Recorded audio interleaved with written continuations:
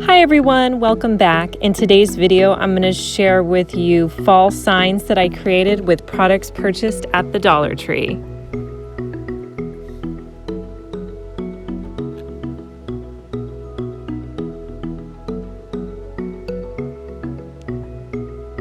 The first sign that I'm going to make is a welcome sign, and you only need 2 products for this.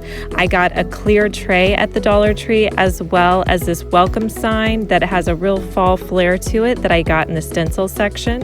I took my tray outside and decided to give it a coat of white spray paint. So I'm just going to do 2 thin layers of white spray paint, and that'll be plenty to cover this tray. I love doing trays like this for signs because you can prop them up anywhere and they're just really versatile and you can really change them out. So after I got my 2 coats dry, I took it back inside and I'm simply going to peel my stencil off and put it in the center of my tray. Now this stencil did break off the leaf, so you need to be a little bit careful when you're pulling it off. It was okay because I was able to put it back on, but just be really careful when you're pulling these off.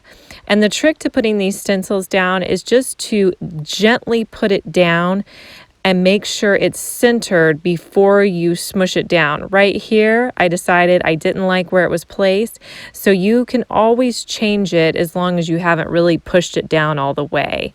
So make sure you just gently lay it down and then decide if you like where it's at, and then you can smooth it out and push it in place.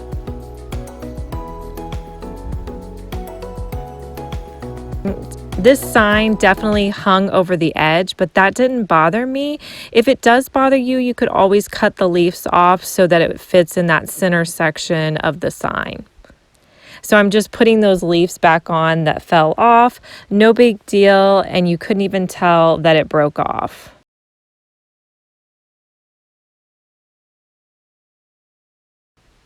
And this is how it looks on my blue shelf. How cute is this in your front entryway? $2 for this sign, guys. So the next sign I'm going to create, I bought this butcher block in the Target dollar spot.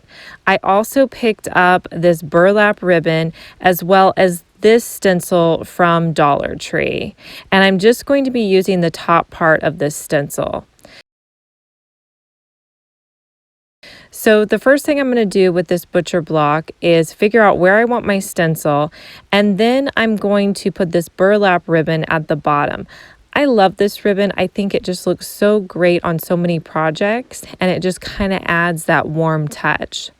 So I'm measuring it out so that it goes all the way around the back, and then I'm just going to trim it off. Next, I'm going to center up the burlap ribbon and I'm going to attach it with some duct tape. I decided to use duct tape. That way, if I ever want to redo this butcher block and do a different sign, I will be able to do that easily and just remove this.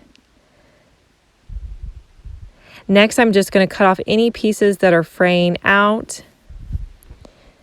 If you guys are new to my channel, please make sure to hit that subscribe button. I post 3 to 4 tutorials each week on DIY projects. Next, I'm going to peel off just that top stencil, which is the home sign, and I'm going to figure out where I want the center to be, and then I'll smooth it down. And literally, that was it. This sign cost me $3 and I have leftover materials that I can use. But it looks so adorable on my shelf. I love the way this turned out. And if I want to change it out and do it for a different season, I can. So I hope you guys like this. I'll talk to you guys in my next video.